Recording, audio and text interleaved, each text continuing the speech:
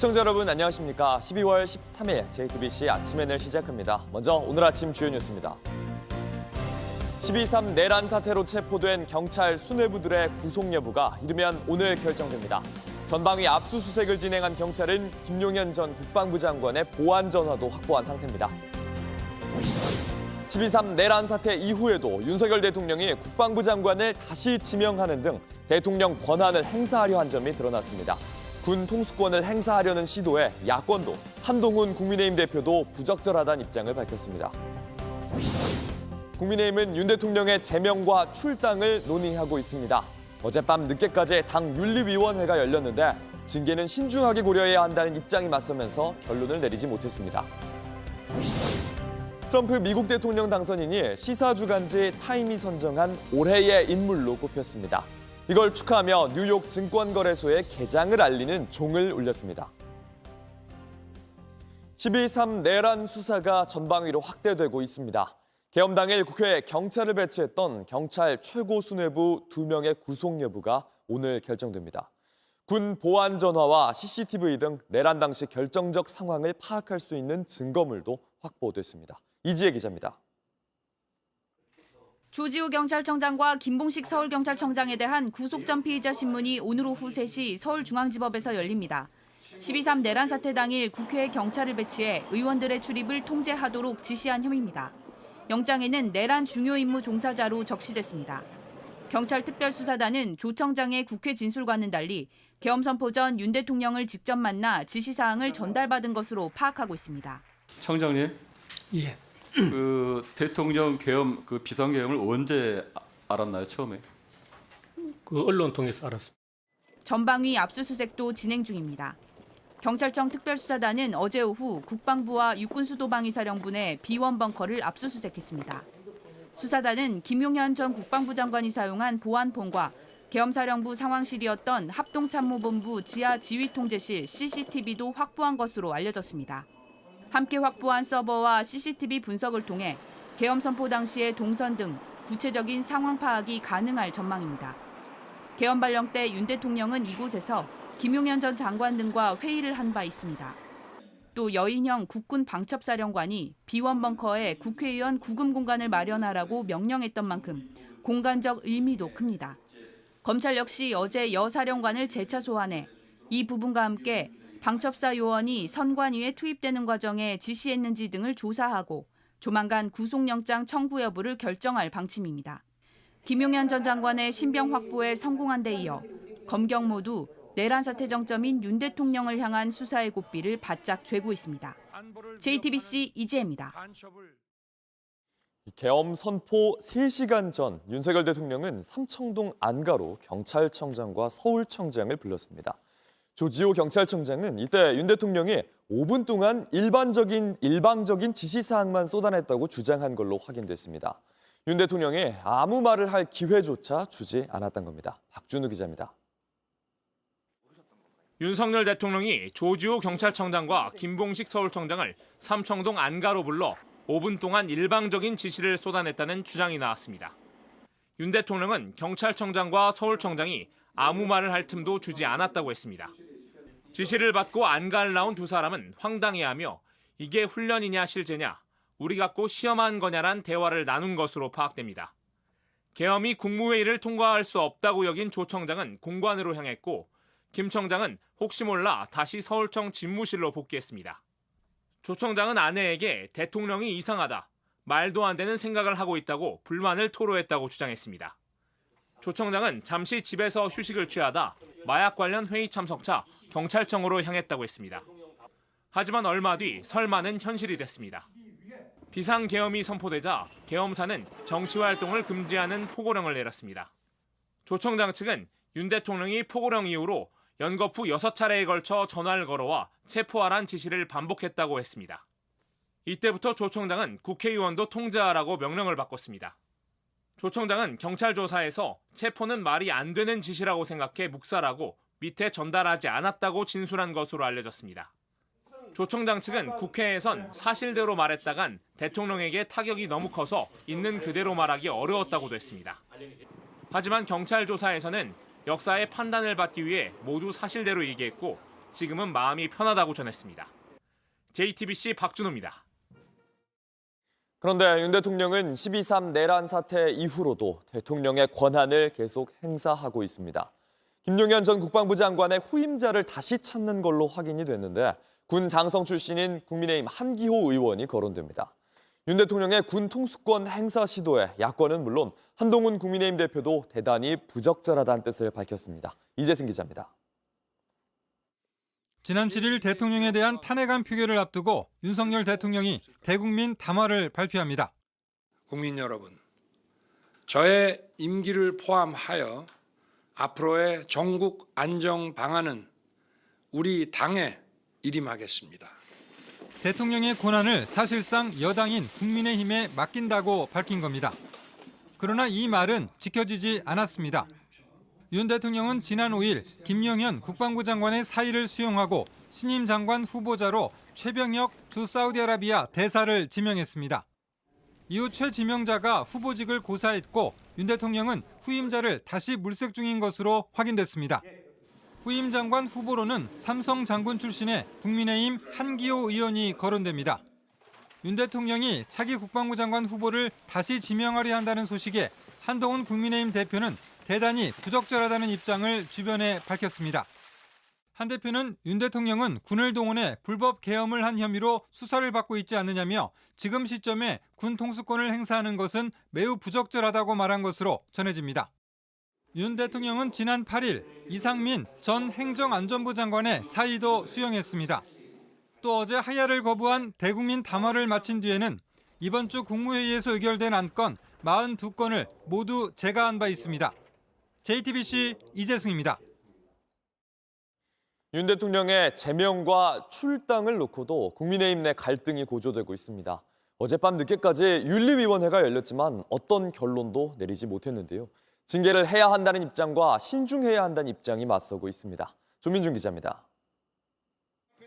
국민의힘 중앙당사 앞이 시위대로 가득 찼습니다. 당원들이 윤 대통령 제명과 출당을 반대하며 모인 겁니다. 한동훈 대표가 대통령 담화 이후 대통령 징계를 논의하기 위한 윤리위를 소집했기 때문입니다. 제가 그 담화를 보고 우리 당에 윤석열 대통령 제명 출당을 위한 윤리위 소집을 긴급히 지시했습니다.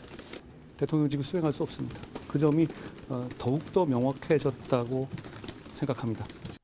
애초 당사에서 열릴 예정이던 회의는 시위와 보안 등을 이유로 어젯밤 10시 장소를 바꿔 열렸습니다. 이 자리에서 대통령을 옹호하는 친윤계가 기습 제명 시도라고 주장하는 등 강하게 반발한 것으로 알려졌습니다. 대통령에 대한 탄핵 표결도 이루어지지 않았고 의원총회에서도 논의되지 않았다는 겁니다. 윤리 소집을 해서 제명을 하는 것보다 그런 의사를 용산 대통령실에 전달하면 대통령께서 알아서 조치 문제를 판단하지 않을까 그런 생각을 하고 있습니다.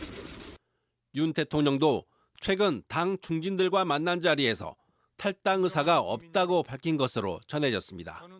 결국 윤리위는 결론을 내지 못했고 사안의 중대성을 고려해 신중하게 진행하기로 했다고만 밝혔습니다. 윤리위는 당원에 대한 제명과 탈당을 권유할 수 있고 제명이 되면 최고위 의결을 거칩니다. 탈당 권유는 본인이 이의 신청을 하지 않으면 10일 뒤 제명됩니다. 윤리위가 통상 징계 절차 개시 여부 등을 결정하는 것을 고려하면 당분간 결론이 나지 않을 것이라는 전망이 나옵니다. JTBC 조민주입니다. 온라인에서 화제가 된 뉴스, 화제가 될 뉴스를 골라 전해드립니다. 아침엔 소셜픽입니다. 내일 윤석열 대통령의 탄핵안 표결을 앞두고 시민들은 계속해서 국회 앞으로 모일 걸로 보입니다. 시위에 나선 시민을 시민이 스스로 돕고 있습니다. 고객께서 김밥 500주를 여의도 집회 참여자에게 나눠달라고 200만 원을 선결제하셨다. 여의도 앞 한 김밥집에 붙은 안내문입니다.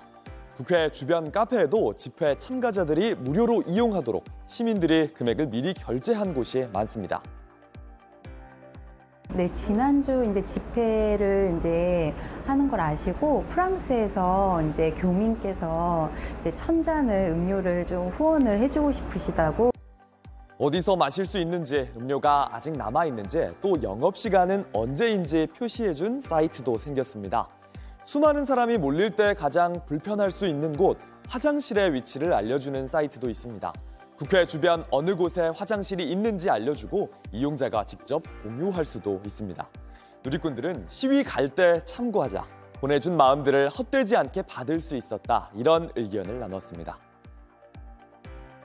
대통령 탄핵 표결 이후 사회의 각계각층에서 여러 반응이 쏟아졌습니다.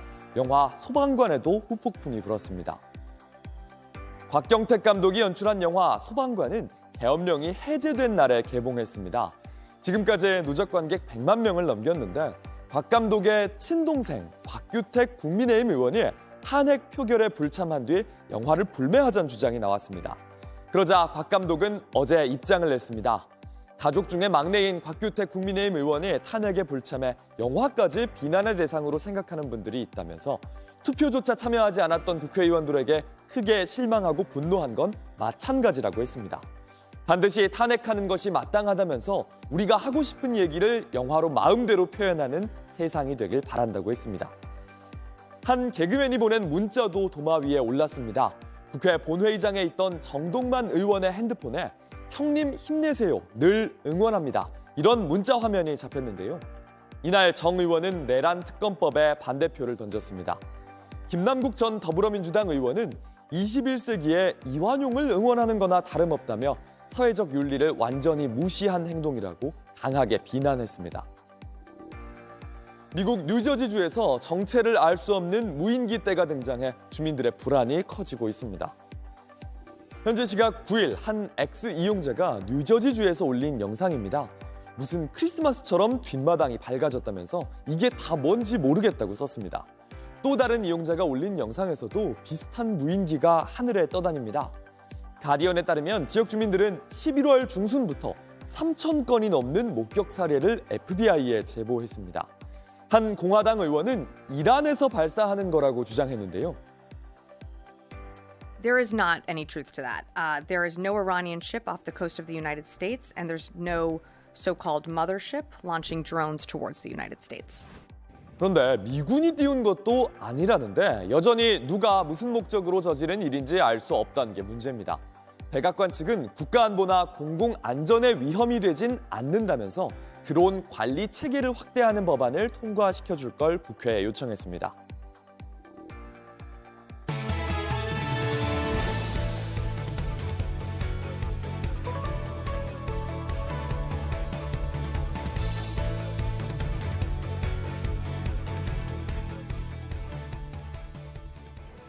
내란 사태는 우리 경제에도 깊은 상처를 남겼습니다. 당장 올해 4분기에 우리 경제가 마이너스 성장할 가능성도 있는데 내년 초면 우리 경제가 계엄 청구서를 받게 됩니다. 이상화 기자입니다. 탄핵 정국이 길어지면서 연말 식당 예약이 뚝 끊겼습니다. 없어요. 12월 지금 예약이 아예 없어. 그리고 점심에도 손님들이 지금 없고 상황이 심각해요. 정부와 지자체, 기업들이 업무 출장을 미루면서 중소여행사들은 다시 보릿고개를 맞았습니다. 2번 나가야 되는데 한 번으로 줄이거나 아니면 그냥 안 나가는 쪽으로 정리를 하거나 시국이 이러니까 보수적이 되는 거예요. 공무원 취소, 군인 취소, 이건 뭐 100%고. 경기가 예상보다 더 악화하면서 일각에선 12월이 포함된 올해 4분기부터 우리 경제가 역성장할 수 있다는 관측이 나옵니다. 소비 경기 자체가 상당히 부진하다라고 하는 가능성이 상당히 높고요. 기업들도 보면은 이제 투자라든지 이런 것들 당연히 좀 지연시킬 수도 있는 이러한 것들이 보면 매수 쪽에서 조금은 좀 큰 영향이 오지 않을까 좀 보고 있습니다. 올 한 해 우리 경제는 1분기 깜짝 성장했지만 2분기 마이너스로 돌아섰다가 4분기엔 소폭 개선될 걸로 예상됐습니다. 한국은행도 올해 2.2% 성장률을 전망했지만 2%를 지키기도 어려워진 겁니다. 내년은 더 문제입니다. 내년엔 1%대 성장이 기정사실화했다는 관측이 힘을 얻고 있는데 경기 부양을 위한 조기 예산 집행도 지금 같은 상황에선 쉽지 않습니다. 12월 한 달만 놓고 보면 12분의 1이라서 뭐 그렇게 크지 않을 것 같지만 제일 마지막에 우리가 소비라든지 또는 뭐 정부가 일시적으로 발주하는 투자라든지 이런 부분 가지고 이제 성장률이 조금 더 오를 수도 있거든요. 원달러 환율 급등을 방어해주는 외환 보유액이 급감할 가능성도 제기되는 가운데 내년에 받아들 탄핵 청구서를 두고 벌써부터 우려가 커지고 있습니다. JTBC 이상화입니다. 김건희 여사가 세계문화유산 종묘를 사적으로 이용했다는 의혹 전해드렸습니다. 김 여사가 운영했던 코바나 컨텐츠가 9년 전에 한 전시회를 했는데 이 종묘에서 차담회를 한 일행이 이 전시회의 화가 마크 로스코의 가족이란 증언이 나왔습니다. 개인적인 인연을 유지하기 위해 나라의 유적을 이용했다는 지적입니다. 최규진 기자입니다. 김건희 여사는 지난 9월 3일 종묘를 방문해 외국인 남녀와 함께 망묘루에서 비공개 차담회를 가졌습니다. 국가유산청과 종묘관리소 측은 행사 참석자가 누군지에 대해선 경호상의 목적으로 밝힐 수 없다고 했습니다. 그런데 김 여사와 함께 종묘를 찾은 외국인들이 미국인 작가 크리스토퍼 로스코 일행이라는 주장이 나왔습니다. 당시 행사 관계자는 크리스토퍼 일행이 이태원의 한 갤러리에서 행사를 마치고 오후 1시 40분쯤 종묘로 이동했다면서 휴관일에 종묘를 간다고 해서 의아했다고 말했습니다. 그러면서 종묘 앞에 총을 찬 경호원들이 있었다면서 김 여사와 만난 뒤 기념품을 받았다는 말도 했다고 했습니다. 또 다른 관계자는 크리스토퍼가 당일 공식 일정이 아닌 개인 일정이 있었다고 말했습니다.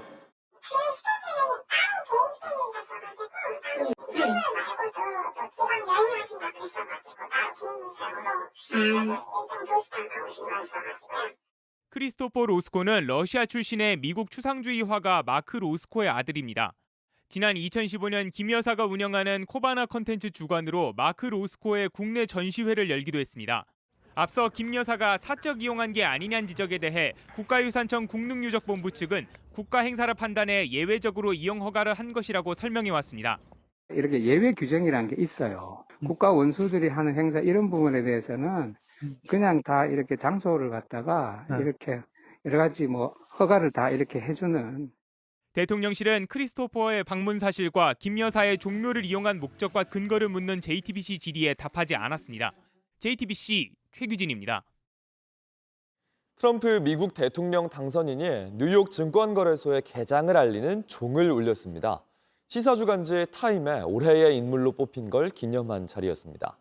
한 달 남짓 남은 취임식에 시진핑 중국 국가주석을 초대했다는 사실도 밝혔는데 본격적인 취임 준비에 착수한 모습입니다. 워싱턴 정강현 특파원입니다.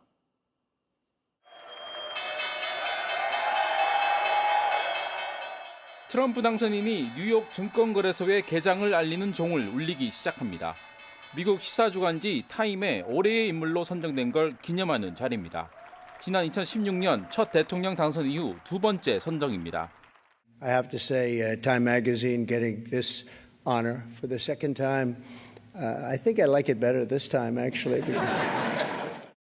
트럼프는 지난 5월 뉴욕 맨해튼 법원에서 성추문 입막음돈 제공 관련 혐의로 유죄 판결을 받았는데 7개월 만에 중범죄자에서 대통령 당선인으로 신분이 바뀌면서 화려하게 복귀한 겁니다.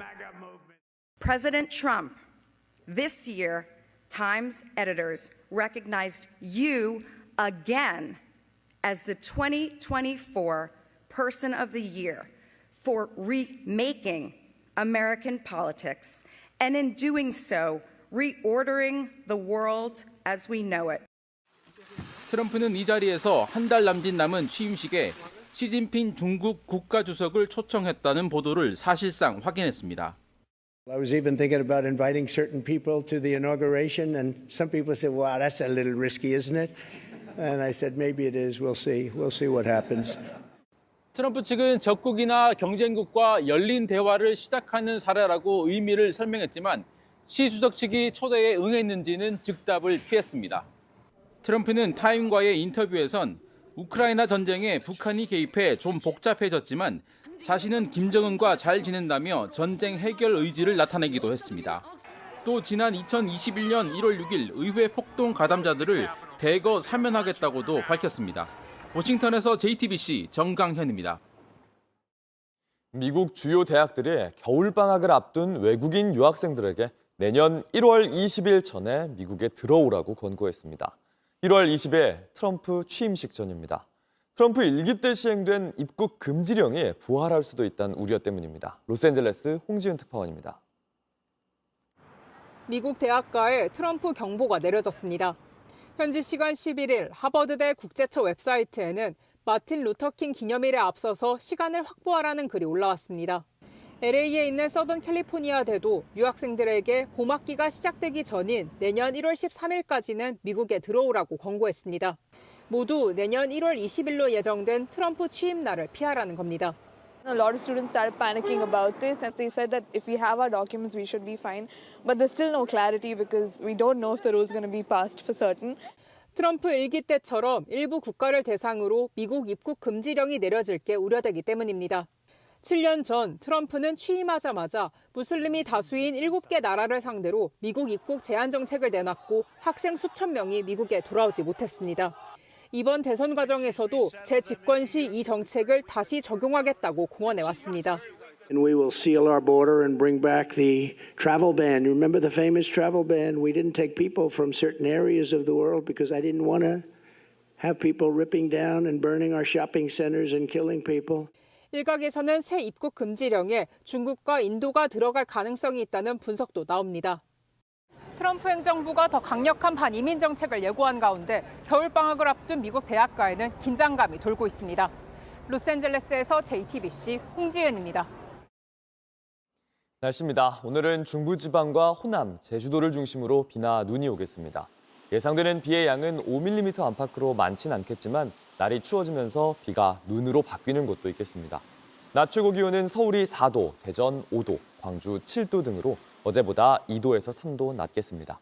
주말엔 바람도 강해져서 중부 지역의 체감 온도가 영하 10도 안팎으로 크게 떨어지겠습니다.